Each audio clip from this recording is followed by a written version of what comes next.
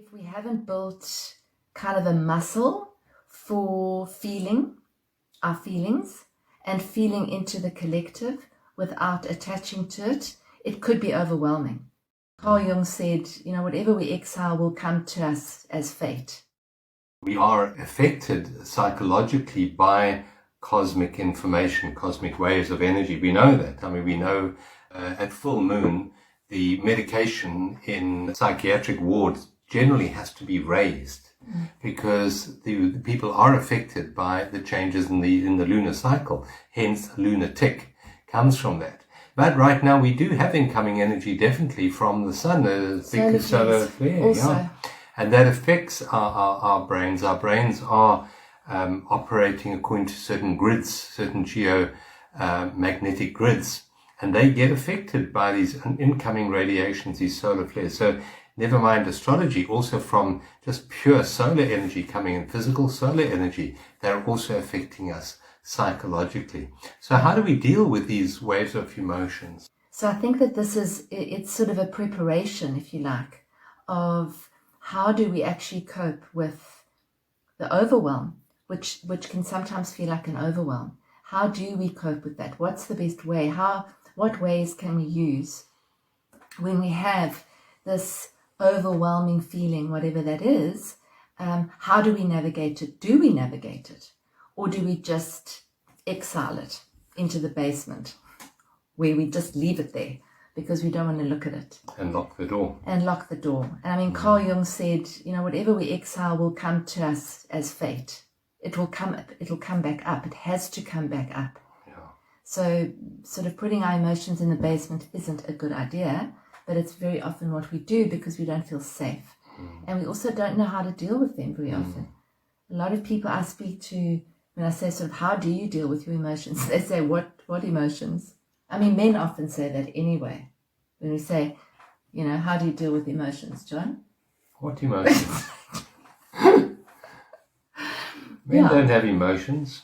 They do. They're just generally, very generalized. No, we do. We definitely do have emotions. We may not have the biological or psychological ability to express those emotions, and that's the problem. It's not that we don't feel; it's that we don't have the ability that females generally have to express them. But we definitely feel them. Absolutely, and we all do. We're all human. We've all got masculine and feminine, and it's really about how do we navigate them. So it is a theme of oceans. It is a theme of waves, because emotions tend to come in waves. So that's what we're going to talk about tonight. Just knowing that we're in preparation. Operating according to certain grids, certain geomagnetic grids, and they get affected by these incoming radiations, these solar flares. So never mind astrology, also from just pure solar energy coming in, physical solar energy, they're also affecting us psychologically. So how do we deal with these waves of emotions? Yeah. And I think one of the big things with emotion is whenever sort of people speak about emotions, especially if it's difficult emotions. So let's just say you're experiencing grief or sadness or anger or rage or any of those. It's generally seen in a negative light. It's not seen as a positive thing. It's generally, oh my goodness, like everything's rocking, or I feel very bad, or this is bad, bad. And that's what I really, really want to talk about, because is it bad? And what I want to ask, which kind of came to me earlier, is what if you knew that there was no feeling that you couldn't handle? No wave that you couldn't ride? How would that change the wave of emotion? Because very often it's the fear of the feeling. It's the fear of the pain, the fear of the emotion. It's not the actual feeling. It's the fear that you can't cope with it, that it's going to overwhelm you, that it's never going to stop, that it's going to kind of take you out and you're not going to survive it. And I think that's the fear feeds into us kind of running for cover or exiling the emotions pushing them underneath, or getting into an addiction. And, addictions don't have to just be alcohol and drugs. Addictions can be work. Addictions can be cell phones. Addictions can be sport. Any addiction which takes you away from what's actually happening, it's an addiction. Anything that takes you away from it. So I'm going to ask that question again. How would you be if you knew that there was no feeling that you couldn't ride? No wave of feeling that you weren't capable of riding? And I think that's a really big question to answer for yourself. Because in that, if you knew that, it's very possible that you wouldn't be fearful of the emotion. And then you could let it be the way it is and ride it like a wave, because it is a wave. And waves come and waves go. Waves don't stick around. They come and they go. I was married to a surfer, and he used to say, you're either surfing a wave and you're riding the crest of it. So if you see that as an emotion, you riding this wave with joy and abandon and openness and feeling free and feeling liberating and feeling amazing. He said, and when you're riding that crest, you know that at some point that wave's going to come down. You might get dumped, you might not, and you're probably going to have to swim out again to catch another wave. And then there's going to be paddling like mad to actually catch the other wave. And then there are going to be times in the middle where you might just be sitting there, where nothing's happening. Everything's just quite static. That's the waves. We are energy. And emotion is energy in motion. That's all it is.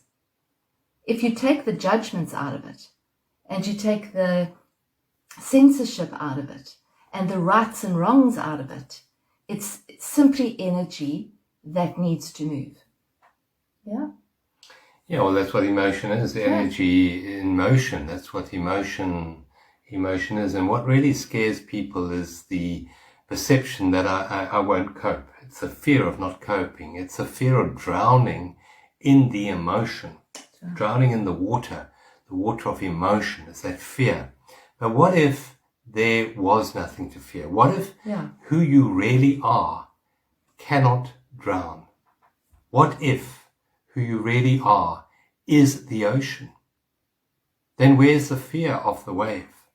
It's only the perception that you are on the surface of the wave, on the surface of life, that you are this brief expression of the ocean on the surface of life. That creates the fear, because you know that all waves are unstable, all waves are changing, and all waves ultimately crash onto the shore. And if you know yourself as a wave, it's a scary place to be. But what if you knew yourself to be the ocean?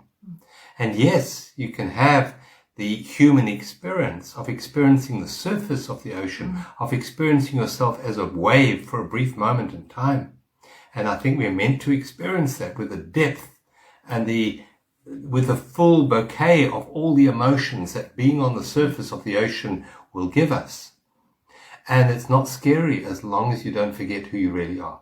As long as you don't forget that you are the ocean. You're that beautiful depth of ocean, that stillness that sits undisturbed by the waves on the surface of the ocean. As long as you're able to maintain a certain level of what's called awareness of your true beingness while you are experiencing the emotion, there's no problem.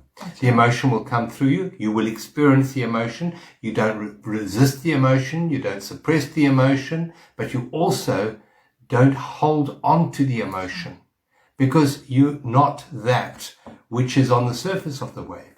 You're that which is witnessing the surface of the wave. And as such, emotions are just then to be experienced, but they're not to be feared. And in giving up the fear, we don't have that anxiety associated with drowning in that emotion, because we know that this too will pass.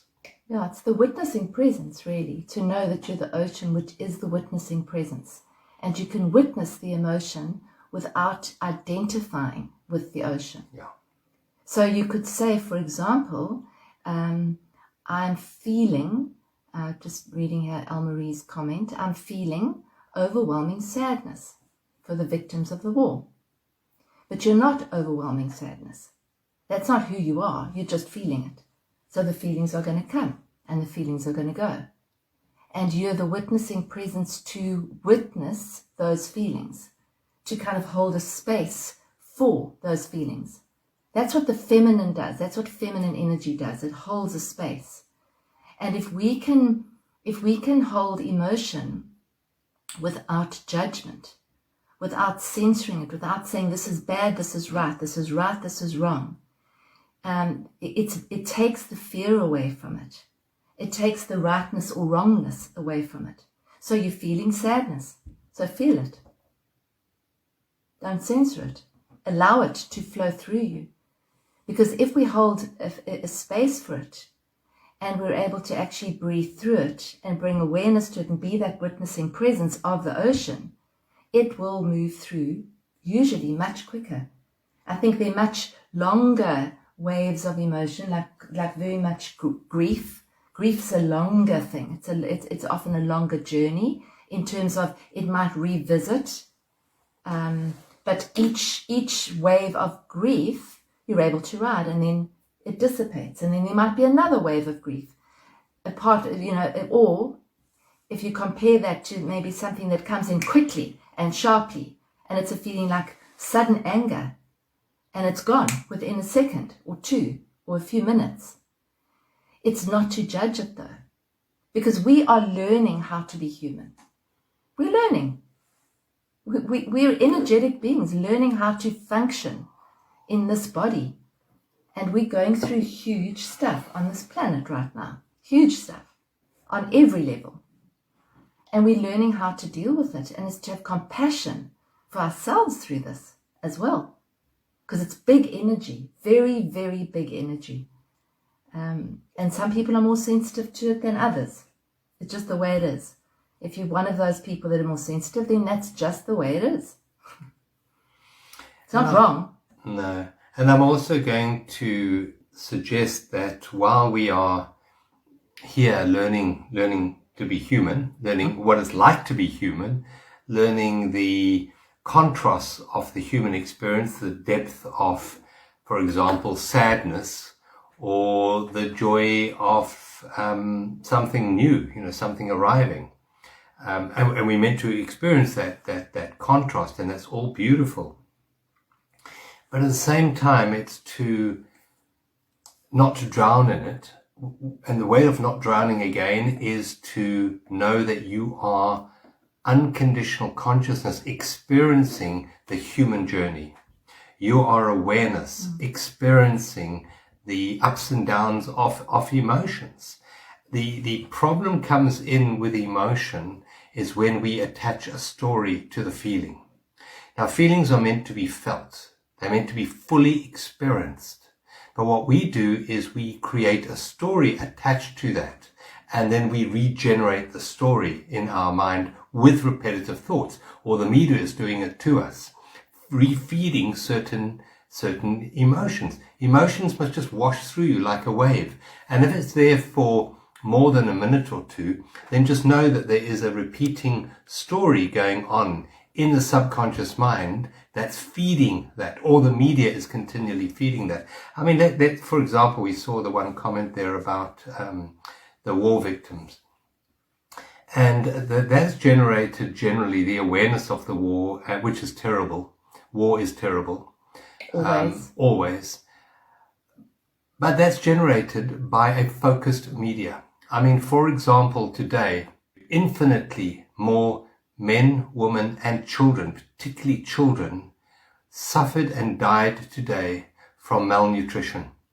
Malnutrition, infinitely more than any war victims. And yet that isn't addressed at the moment by the media. Now, why is that? So just be aware of how we're being manipulated from an emotional point of view for a particular agenda by the media, for example. Are they your thoughts, or are they being given to you? Are they your thoughts, or are they being fed to you? And just to be aware at another level that when we feel an emotion, It's our emotion. It's our feeling. So if we're feeling sad, it's my sadness. It's my sadness. And if it's my sadness that I'm feeling, then I can heal it as well. Because me feeling sad, yes, it's the human experience, it's part of the human journey, and it's good to experience those emotions. But at the same time, that doesn't help. The sadness in you isn't an energy that helps feed those that are dying of hunger today. It doesn't do that. It's not that you don't feel it. You do feel it, but while you're feeling it, you don't feed it with more thoughts that keep you in that vibration. Because in truth, the vibrations of peace, for example, within you, do radiate out into the world and do change the morphic field out of which future arises. So if we are stuck, for example, according to David Hawkins, Dr. David Hawkins, one of the lowest emotions or the most sort of disabilitating emotions, anti-life emotions that we can ever feel, the most damaging emotion is shame. Shame is a very, very low emotion. And it's generally used by powers that want to control to manipulate and control people so they don't step out of line. And it's a very debilitating emotion. But in feeling shame, it doesn't actually raise the energy for the community. It's not a positive, when you say positive, it's not an uplifting emotion. It's not an empowering emotion. It's a disempowering emotion. And if you think back to your childhood, were you controlled by shame? Did that manipulate and control your behavior through shame? Did you do it to your children? Did you shame them into obedience? Well, that's a method that's been used for hundreds, thousands of years to manipulate and control people. But it's not a helpful emotion. Yes, feel it, but then let it go, let it go.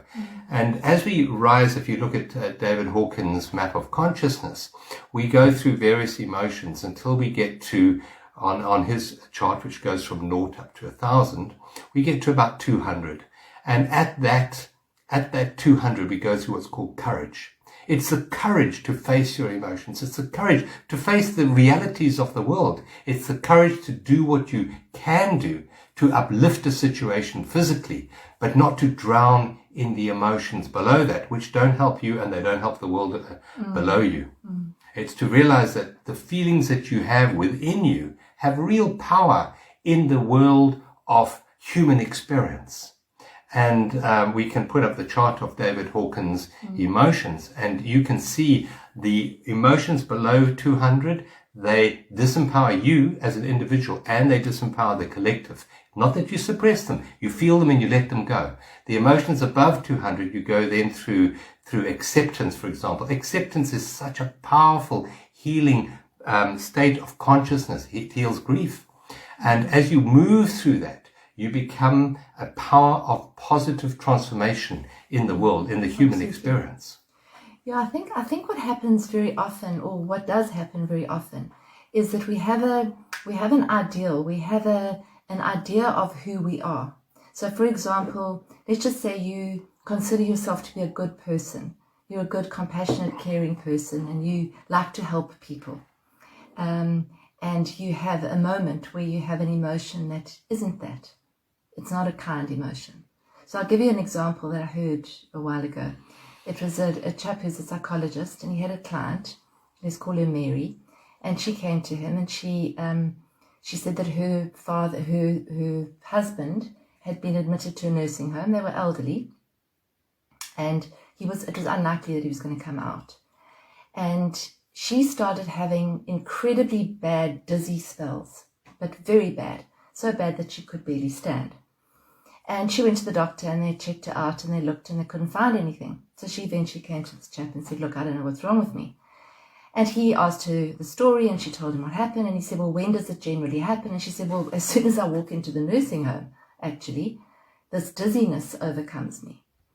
And so what he said to her is, "Okay, let's feel into that dizziness. So let's just allow that to be there. Let's not try and analyze it or strategize it or anything, because that doesn't help. We think it does. We think that by understanding an emotion, it's going to take it away. It doesn't at all." Okay. So it was just to actually feel, where are you feeling this in your body? imagine now you walk into the nursing home, where you're feeling it. And what actually happened, it was dizziness that she connected with. And then as she stayed with it, so she stayed on that, let's call it a wave of emotion. She stayed with it. And he then said, okay, feel into it. And she said, in the middle of it, she said, I'm so angry. And this wave of anger came up for her, but really, really deep. So much so that she uttered the words, I hate him, towards her husband. Now, she didn't hate her husband. She loved her husband. They'd been together for 50 years or something. She certainly didn't hate him. But what was happening for her was that she was really disappointed. And she was angry with him because he was dying. He was going to die, and she wasn't going to have him around when she died. And there was like an unspoken agreement that he would be there, and now he wasn't going to be there. But she couldn't possibly acknowledge that anger because it didn't fit in with her role of who she was. She was a caring, beautiful, I think she was a Christian woman who cared about her husband. She loved him. And now suddenly there was this anger towards this man that she loved, and she couldn't contain it. So she couldn't handle it. So she just exiled it. And it came up in a physical symptom. Now that happens often. It happens more often than we know. You get a headache. You don't link it to an event that happened or trigger or anything like that. You just think, I've got a headache. Yeah. You don't imagine that it's got anything to do with anything else. And what happened in that particular situation, and I know because I've been through this many, many times with clients and myself, is as he was able to sit with her and say, feel into that anger, allow it to be there, breathe into it without judgment. Just feel the raw feeling of that feeling. That's it. The feeling started to subside, and basically after that she was absolutely fine. No more dizziness. You could go see her husband. And there's many stories like that. So physical conditions, physical pain, physical tiredness, pain's a big one. A lot of dis-ease is caused because we don't know what to do with that feeling because it doesn't fit the image that we have of ourselves. Yeah. And so it's just to see that. And really, for me, the dealing with emotion is being able to witness it, being that conscious, witnessing, observing presence.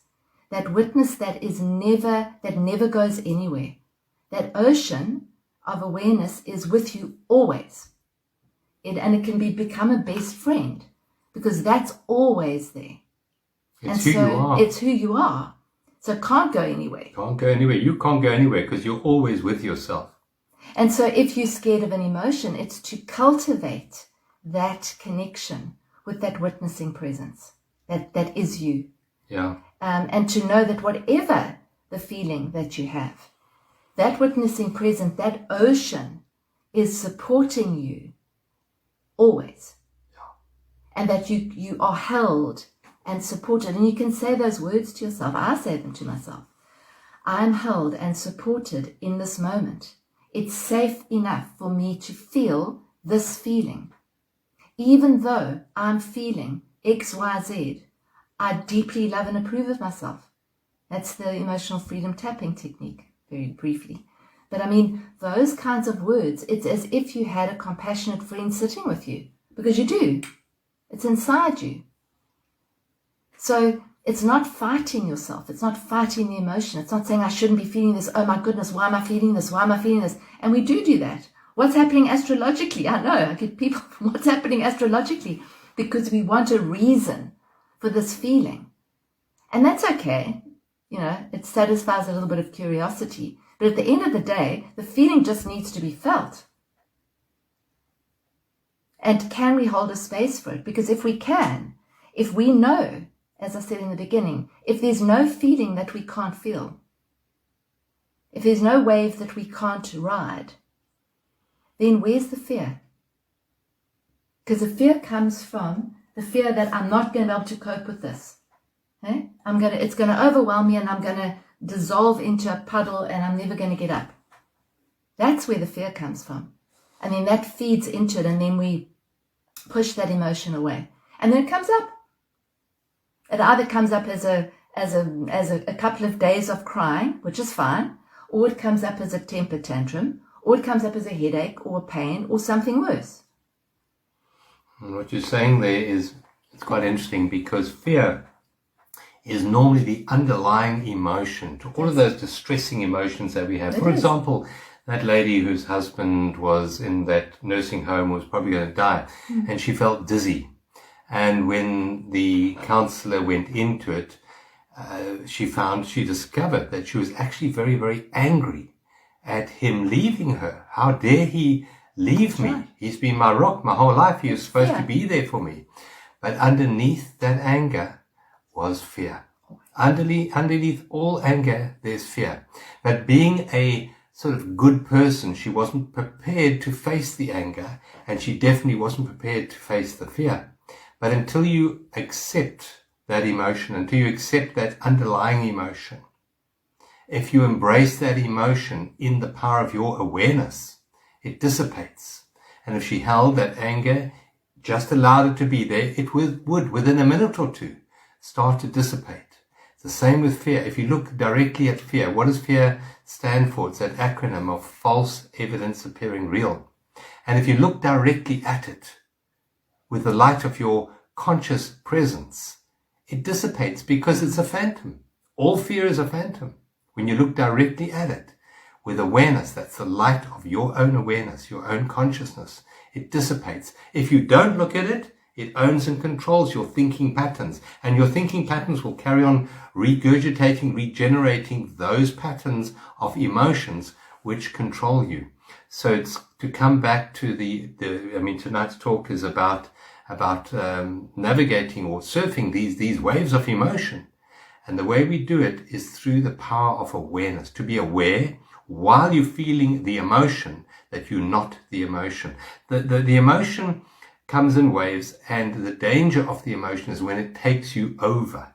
In other words, when you become the angry person, when you become the jealous person, when you become whatever, it's taken you over. It's your identity. I am that. Sure. And in truth, you're not that. You're the awareness which is feeling that emotion. And if you're able, as you're able to cultivate a certain level of awareness while feeling the anger or feeling the guilt or feeling the shame, you're no longer it. And that light of knowing who and what you really are in that moment, that light of awareness, allows that emotion to pass through you without you holding on to it for a sense of self. For sure. And it dissipates very, very quickly. It dissipates anywhere between 15 and 30 seconds. That emotion will pass through you, and that wave carries on its way. But you're no longer feeling it. You're no longer caught up in it. So that's really the awakened path that we're on, the awakening path we're on. It's not to suppress the emotion, to fully feel the emotion, but not to gain a sense of self from that. To bring it all up into the light of awareness. To bring it into the light of awareness. That's all that needs to happen. And feel what you feel, and allow it to be there without the mind coming in and telling you that it should be different. Yeah. Because that's where our suffering comes from. The mind comes in and says, you should not be feeling this. This person, Linda, shouldn't be saying this to me. Because this person's hurting me so badly with words and emotions in my face. I'm just quoting Linda. So this person's hurting me so badly, they shouldn't be hurting me. If you can take yourself into that witness space, in that very moment, you can bring yourself into your breath. Now, it's not saying that you're not feeling hurt. You are feeling hurt. But if you can bring yourself into the witness and say, this is happening. I accept that this is happening. Feel the feelings that you're feeling. It's not easy, but there's a reason why this would be happening so that you can actually navigate this. We're being groomed here. This planet's going to be, we're going to be seeing a lot more suffering on this planet. And I believe that we will need to be a lot more capable of dealing with it. A lot more resilient. We need to be more resilient. We are. John and I have been saying this for a year. This is 2 years. It's about building our resilience. Resilience. All of us are doing it. None of us know how to do it. We're all learning. We're all learning this human journey. But to be more resilient. So if someone's in your face and being really nasty, that's an opportunity to say, can I be fully present for this? Yeah. It's not easy, but can I be? Yeah, and in that moment, Linda, so if you're walking down the street and let's just say there's someone lying in the gut and he's had a few too many bottles of cheap wine today, and he swears at you as you walk past, and he shouts up some obscenities at you and really insults you, and you walk past him, what do you feel? Do you feel anger towards him? Do you feel hurt about what he's just said to you? Or do you send him some empathy and compassion because he's not very well, he's a bit under the weather, and there might be a little bit of humor in you at these silly words that he's throwing at you because they're not true. They're not true at all. Now, why is that different to this situation? Now, the difference is that you've taken it on board. You have taken those words and you have created the hurt inside you. Those words never hurt you. That's the absolute truth. The words came at you. You took them in, you interpreted them, you internalized them, and you created the hurt inside you. And I know this might sound harsh, but the truth is that we hurt ourselves through the interpretation and through the personalization of those. And we, quite often when those buttons are pressed, it's because we had the button. We had the button. We had the sense of vulnerability to what they were saying. That drunk person lying in the gutter at the side of the road and he spewed out those words at you, they didn't touch your buttons. You didn't take it on board. You didn't accept those insults. They're not mine. They're his problem. But with other people, we do take them on board. But that, as we become conscious, as we become more awake, we realize that I am doing it. I'm taking it on board. I'm creating those feelings of hurtfulness within me. I am doing it to myself. And that is what awareness does. It allows you to see what you're doing to yourself. Those words, they're not very pleasant, and we can choose to walk away and not receive those words anymore. But we do it with awareness, we do it with love, and we do it with empathy, and we do it with compassion. Because let's face it, if someone were fully awake, if that drunk guy was fully awake and conscious of his own magnificence, he wouldn't be sharing those hurtful words to you. That drunk person wouldn't be swearing at you or saying those obscenities. He wouldn't do it. The reason he's doing it is because he's unconscious, partly unconscious. He might be physically awake, but psychologically, he's actually very much under the influence of alcohol. So it's in that moment to know that if you are receiving words that are perceived of as unkind from someone else, they're giving it to you because they are not aware. They're not awake. They are in their pain body normally. And that means that they are slightly insane in that moment. And we don't feel anger towards insanity. We feel compassion. We feel empathy.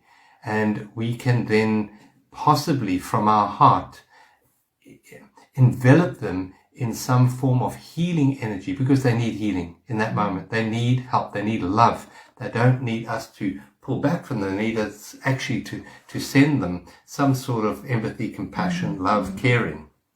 The other thing that you can just do, which is also quite a useful tool and quite effective, is when you're in the midst of being upset about something, whether it's somebody in your face or whatever's happened, is just to ask yourself, if you have the presence to do that in the moment, is to say, which part of me is upset by this?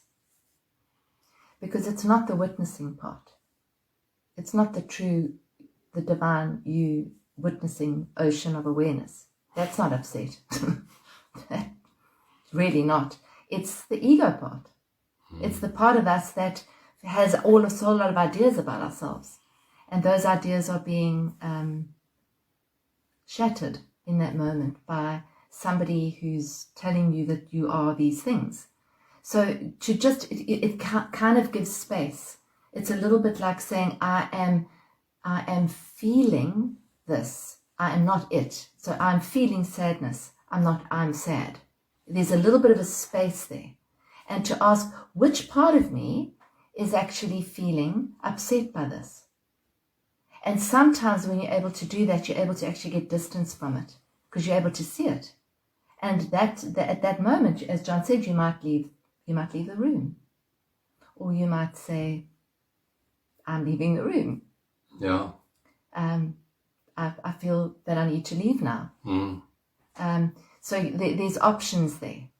And then as you leave that situation and you've said, which part of me is hurt by this? And then give that part some love. Absolutely. Give that part of you some compassion. Embrace that part of you in your healing energy. Because that part of you needs healing. That's the part. The part of you that's hurting needs healing. Yeah, and that's the part that you can invite your inner child in with you. You can invite you as a little girl in to sit on your lap and say, what do you need right now? Where's it hurting? Yeah. As if you were a little girl. It's really hurting. It's really hurt my heart. Okay, let's really feel this. You can cry. It's okay if you cry. Yeah. So then that's the healing of it, is to feel it. In the moment that somebody's doing that, you can leave if you have the opportunity to. But then to actually feel the feeling. Yeah, and you hold that emotion in your awareness. That's all. You are you're the ocean holding this wave of emotion. You're just holding it. Gently. You're holding it like a little child, a hurting child. You're holding it. You are not it. You haven't drowned in the emotion. You're the awareness of the emotion. The moment you become the witnessing presence, you're no longer unconscious and enveloped in that emotion. That's awakened living. It's not that you don't feel the emotion. You feel it. Absolutely. But you no longer drown in your identification with that particular emotion. So it's not seeing emotions as wrong, as bad, as now you're feeling very sad. Be sad. Feel the emotion. Feel the emotion of sadness. Allow to feel it as fully as you can possibly feel it. If you need to cry, cry. And cry and cry and cry and cry until you can't cry anymore. Nothing wrong with it. But while you're doing that crying, just be aware of any thoughts that you are thinking that are feeding it, because there's the problem. That's what happens, I'm crying and then there's a whole story. No, you're not feeling anymore. Now you're thinking about it and you're generating a story. Feeling must just be felt with no thoughts in your mind. Yeah, and the other Zero thing thoughts. Zero story. No story at all. Just the feeling. And you find, funny enough, that paradoxically, when you fully embrace that emotion, that feeling with no thought about it, just in that moment, you find it dissipates actually very quickly. The wave just passes through you. Yeah, I mean, just lastly also, if we're projecting or acting or reacting, we're not feeling. That's just to know that.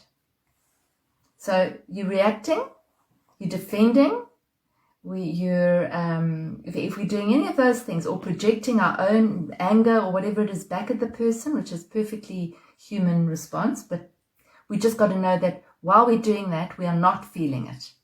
So therefore we are not healing it. Yeah. So you can't heal something when you're projecting it, because you've outsourced it. You're now no longer feeling it. You've just done that. Yeah. So it's just to know that. And as soon as you can, you go into your own space and feel what you feel. So a few little things there. No judging.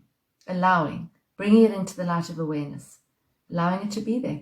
Breathing. Yeah. Breathing's key. And using these times that we're going through not to submerge you in the unconsciousness of emotion, but to actually help you elevate your awareness into higher states of consciousness.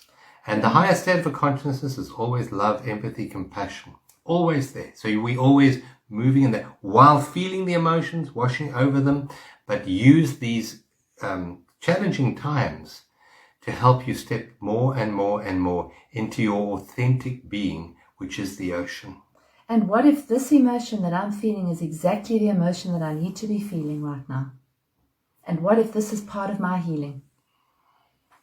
Oh, okay. All of a sudden, it's not so bad. And it is this is part of my healing. Yeah. This is teaching me how to open. It's teaching me how to be one with the ocean. It's teaching me non-resistance.